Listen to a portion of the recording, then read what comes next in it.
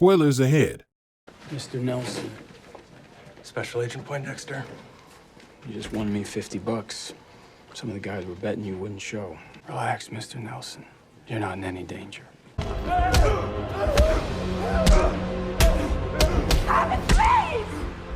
will never stop hunting Karen Page or Foggy Nelson. I will tell the world who you really are. You will go back to prison, and you will live the rest of your miserable life in a cage, knowing you'll never have Vanessa, that this city rejected you. I beat you! All right, all right, all right. Gentlemen, start your engine!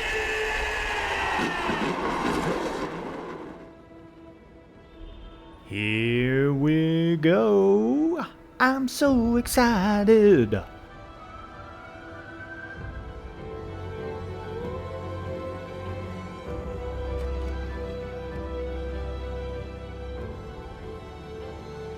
Hey, the gang is back in town. Let's see him! Oh, what? Why is he so floopy? Are you okay? Foggy, he wanted to know where you were. Uh-oh. Sir, excuse me, do you have a moment? Hi, excuse me. Hi, I'm BB Uric. Can I ask you some Uric? questions?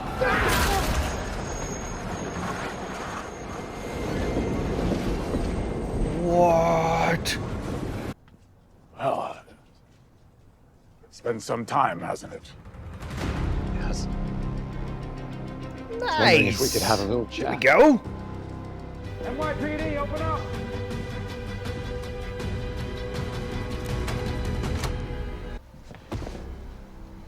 Move. Oh, you can't. No. What? I'm just going to put it out there. The opening fight scene of what essentially is season 4 of Netflix's Daredevil show should have been a slam fucking dunk. The one thing that this show needed to nail from the start was the action. Unfortunately, what we got was a foul ball into a NASCAR speedway, resulting in the fiery crash of 60 cars all taking left turns.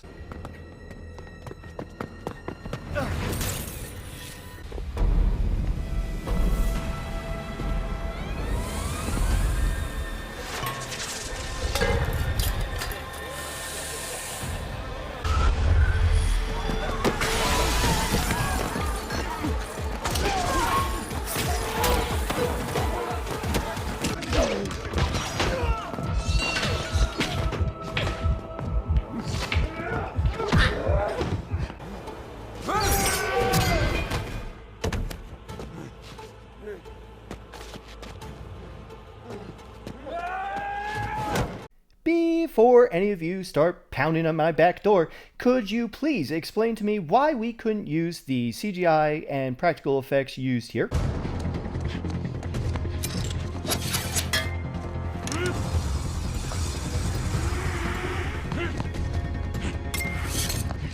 They nailed this in the original series. They have no excuse. And while the concept for your fight scene may be cool, there is no saving you from a clearly CGI'd Charlie Cox throwing a punch with what can only be described as a wobbly rubber pencil. My theory is that this was a last-minute addition, responding to the criticism that Foggy wasn't originally going to be in the show. I may be giving Marvel too much credit here, but it seems like they may have gone back and shot this new opening last minute. If that is true, perhaps they couldn't get the actors on scene long enough to shoot the extended action sequence. Wait, Daredevil is covered head to toe in his costume. They could have used anybody, Charlie Cox's size, to do it. What's your excuse, Marvel? That doesn't even track. Why is your fucking fight scene such a fucking joke? Why did you CGI punching? You better hope your next action sequence is better. Hey, it seems like you. Hey! Hey, buddy, this doesn't concern you. Hey, you're beating on a guy who can't defend himself. It concerns me. I said, stay out of it.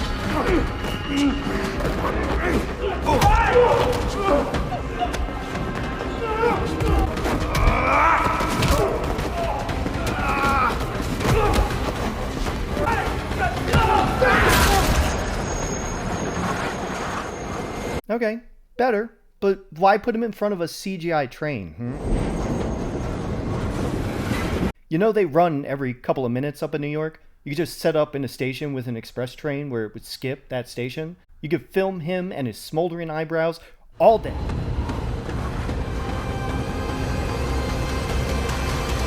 Of course, the narrative of the scene itself is nonsensical, but that's jumping ahead. NYPD, do not move! Let's finish with the fight scenes first. NYPD, open up!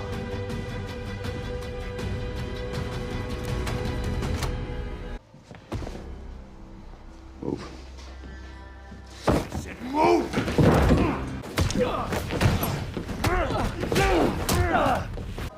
Go ahead. He's a lawyer. Don't do it. No, don't do this. Don't do this. You don't want to do this.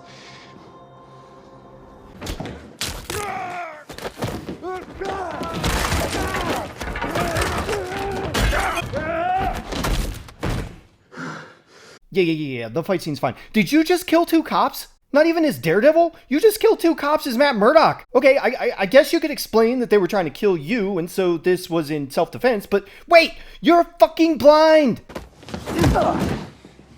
Where'd he go? Listen, man, I'm visually impaired. I'd love to help. The blind lawyer of a man accused of killing a cop just killed 2 more cops who were trying to kill him, the lawyer of the man that killed their partner, in self-defense. Just wait a fucking minute! I guess since we're touching on the story beats, let's wrap it all the way back around to the very beginning. Pull out your rosaries and say your Hail Marys. You're gonna need it on this one.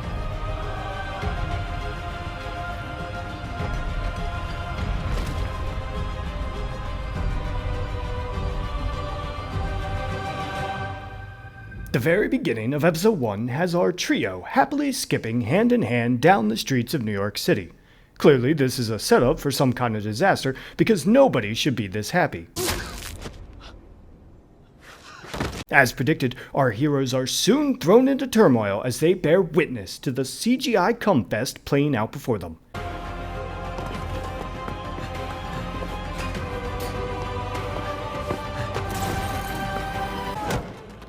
It is so bad, in fact, that Foggy dies. And because Foggy dies, Matt Murdock gives up being Daredevil and Karen sets off on an adventure to be alone and sad. Which is sad because that's sad, and you can't be sad with someone else, even if that person is also sad, especially if they're sad about the same sad thing that the sad person is sad about, because sad people make other sad people sadder.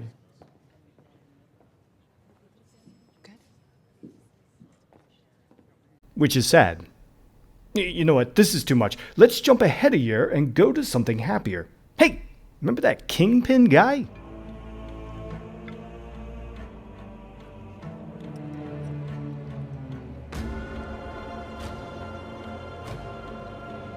Wow, he's lost weight. Good for him.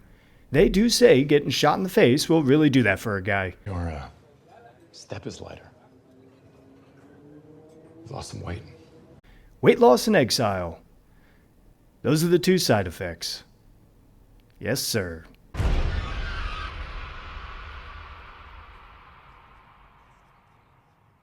You cross 39th, you pay a toll. Come on.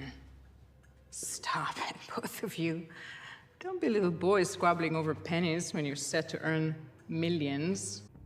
The collective return on this month's investment is $7.73 million. That will be distributed to you today through the customary wire transfers.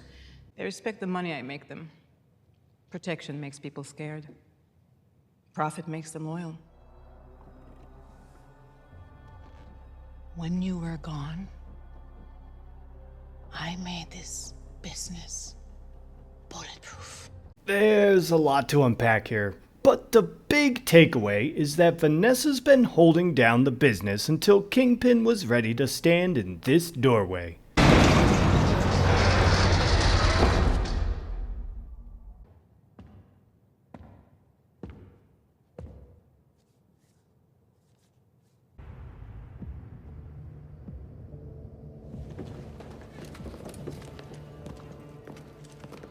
Now I know what you're saying. Doesn't Vanessa running this criminal empire spit in the face of the events of Season 3's ending? He's supposed to be staying clean, so that Daredevil doesn't come after Vanessa. What we could do for this city. I would have to step away, and anything Why are I you was telling involved her in could this? never be perceived She as knows. illegal. There can be no gray area. The FBI was definitely gunning for her too. I've been informed that I have the 25,000 signatures. Shut up, he's running for mayor now! I've been informed that I have the 25,000 signatures. There's even a poll.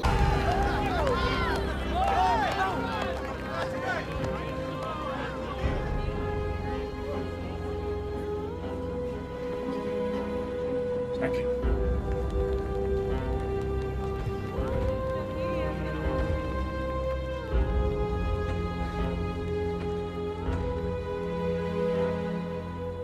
No way, nope, not touching that one. No, sir. But you know they're gonna say it, right? Whatever, they're blue, it's fine. Time to check in on Matt, and it looks like he's got a new partner, which I guess he needed one. It's good, she's cool, she's fine, whatever. Look, Foggy even let us know just how much he approves of her, right before he died in that horrific CGI dumpster fire. Ambition. I like that. Then why are you in a storefront? Jesus. Remind me never to face you and cross. I think it's really great when a show tells us how to feel about a character rather than spending time developing them and trusting us, the audience, to come to that decision on our own. That's okay though, she'll make a fine plot developer. I'm sure of it. Remember, you've got that client meeting this afternoon. I do it myself, but I got this deposition. Yeah, right. Remind me? Heather Glenn, doctor in Tribeca.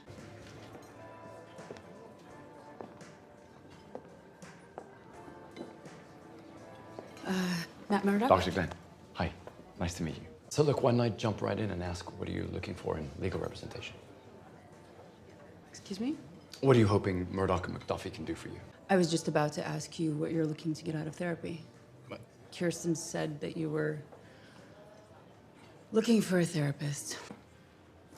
I didn't mean to be rude. I'm just not sure what she was thinking. Yeah, she knows I don't date lawyers. Oh, really? Yeah, your hours suck and you argue everything. Please, Heather, forgive me. Please sit. I apologize. I'm gonna kill Kirsten. Oh, please do. For both of us.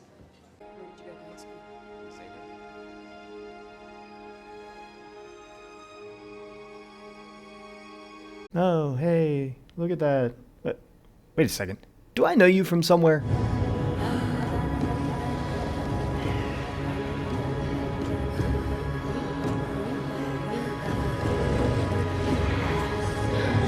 Ah! Oh, God. You scared me. Still horny? Maybe, later I can give you a taste. Now seems like a good time to point out that I think the acting in this is really good. Even with the newly introduced characters and their lack thereof characterization, everyone is putting in the work, it seems, which is a really good sign and definitely helping with my overall outlook on the show. Honestly, it's probably keeping it afloat. One standout new addition is Janaea? I apologize, I'm not sure I'm saying that right, Walton, who is playing Bibi Urich, Ben Urich's niece. Ben, of course, was the no-nonsense reporter that helped Daredevil in Season 1, ultimately leading to his death when he involved Fisk's mother in his investigation. BB. Is that short for something? Beatrice, Betty? Just BP. I was named for my uncle. Ben Urich. Just one more question about Mrs. Fisk. I'm sorry, but I'm out of time. Bibi is following in her uncle's footsteps, and while I could probably do an entire video on just her involvement in the story thus far, I want to see a bit more of how her storyline develops before I go too deep into that. Now that I've introduced my two favorite new characters in the MCU and praised the acting, let's keep the positivity train rolling and take a look at the scene we've all been waiting for. Well, it's been some time, hasn't it? Yes. I was wondering if we could have a little chat. Well, I'll admit it's not entirely unpleasant to see you again. You're keeping tabs on me. No, I'm not. I'm just call it professional curiosity. What profession would that be? I'm a lawyer. A mayor. A mayor serves his city. Huh. You don't seem entirely convinced. Can you blame me? About your friend. I had nothing to do with his death. I kept that promise. So, answer me this. Why is it I can't shake the feeling that you're gaming the system? Things are not good out there. If you say to me that you're a new man, I say fine. But you should know I was also raised to believe in retribution. I will not tolerate people running around in silly costumes. Should you go back to any of your old activities, there will be consequences. I've said it before and I'll say it again. The CGI is whack. The pacing seems off in this first episode. Some of the new character introductions are very lazy. And the story and world building are, well, lacking at best. But man, the acting. Good stuff. Well then, it appears we really do understand each other. This scene rolls into election night, and we learn of Fisk's victory through radio broadcasts and celebrations erupting around Matt and his new girlfriend. 53% of New Yorkers, Wilson Fisk has been elected the 112th mayor of New York City. I'm so sorry. I fell. You okay? Yeah, Sorry. scared me. It's all good. My fellow citizens, tonight you have ushered in a new dawn. This scene is a good example of both what is right and wrong with the show. The connection between Matt and Heather in this scene is, well, believable. We can even feel his connection to Fisk through the mere mention of his name in the radio. More importantly, peace on the streets.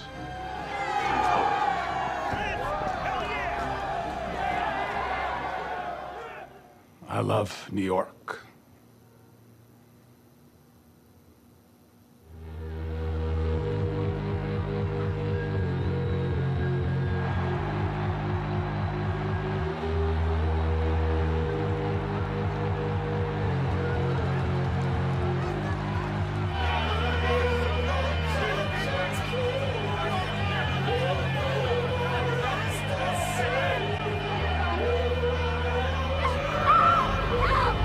This is due to the actors putting in serious work, and the show cashing in on 3 previous seasons worth of character work and world building. I've praised Heather and Bibi as new characters because they have been given some decent scenes with decent dialogue. Other newcomers, Cherry and Kristen, tell me you're gonna do something soulful, like walk the earth, have adventures. Well, I'm thinking about restoring a farmhouse upstate. What's your game plan? I'll keep my strategy to myself, thank you very much.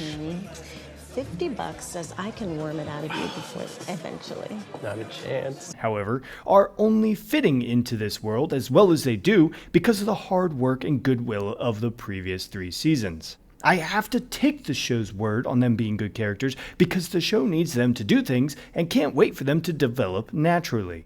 This isn't a put down. They're cashing in and that's fine, but it makes me cautious going forward and continually straining that previous relationship the audience has with the show by doing things like, I don't know, making Kingpin swoop in from exile, still have his empire intact, but now not related to him because it's been getting managed by his estranged wife Vanessa, who is under just as serious of a criminal investigation from the FBI as Fisk was, and win a mayoral election in a city that was supposedly so desperate for a new mayor that the celebrations were tantamount to Philly winning a Super Bowl.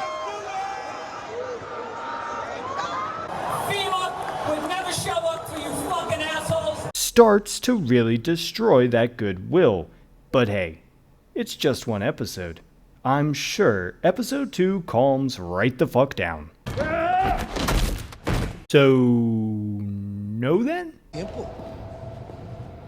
New Year's Eve in downtown Manhattan. What a miserable fucking experience. This has become quite aggressive out of nowhere. It was kind of reasonable. I mean, yeah, he punched him, but I don't know why. Oh god! NYPD, do not move! Floopy CGI all the fucking time.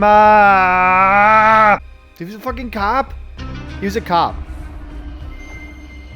Look, CGI hair. You just fucking killed a cop who reasonably told you to butt out. They have express trains. They just run by. Just keep him standing there, staring at the camera, and have trains just run. You can get hours of it. Hours. Here's what's gonna happen, cop killer. They're beating him? You are gonna sign a confession. In the precinct? They don't have cameras in, like, every interview room? Hector Ayala? There's cameras right there. Those guys tune you up? There's 2 cameras. I'm How are they getting away with Matthew. beating this guy? No, I'm a defense attorney. I have my own practice. He killed a cop. How did you get in? They're saying you approached 2 officers Yeah. on the platform. No, man.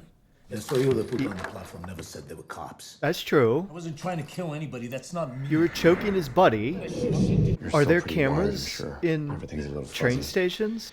We'll If need there to go over it a are, few more times they before the clearly night. have For now, him, that's all we need to like, do. at They can't afford most, you. Don't worry about that. he escalated a I'd still second like to degree do it. assault to a murder. So he's probably on film doing that. But that's not good enough for the officers that should have announced that they were officers. I agree. No, they also need him to confess to what's probably on camera.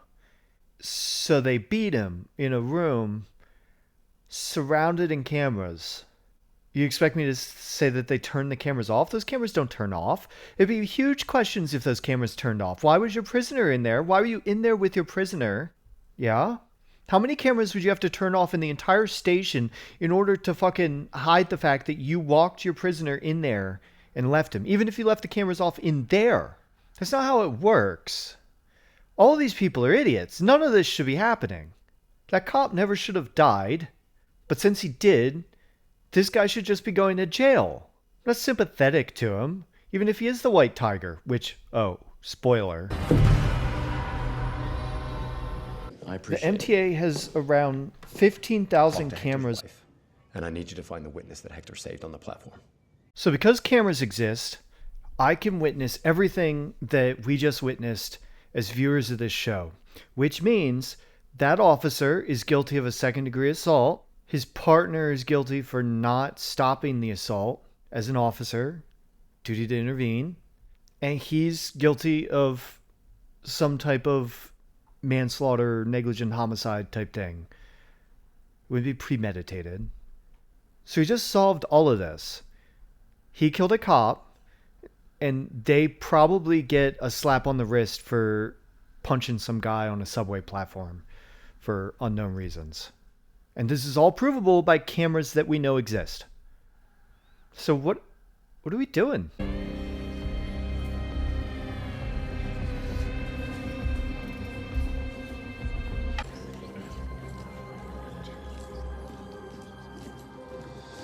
Someone killed my partner. I finally finished all my paperwork. That's it for me.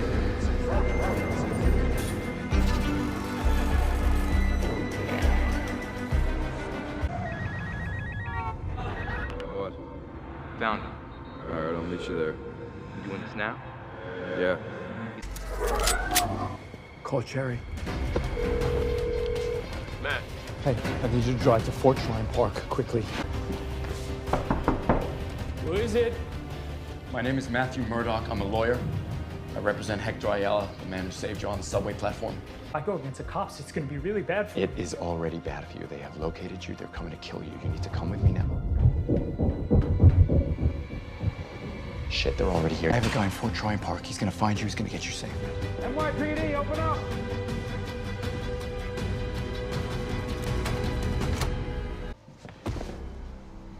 Move. What are you thinking? Why would they do this? Now they're fucked. If you stop thinking about it right now, you may be able to salvage some of the enjoyable parts.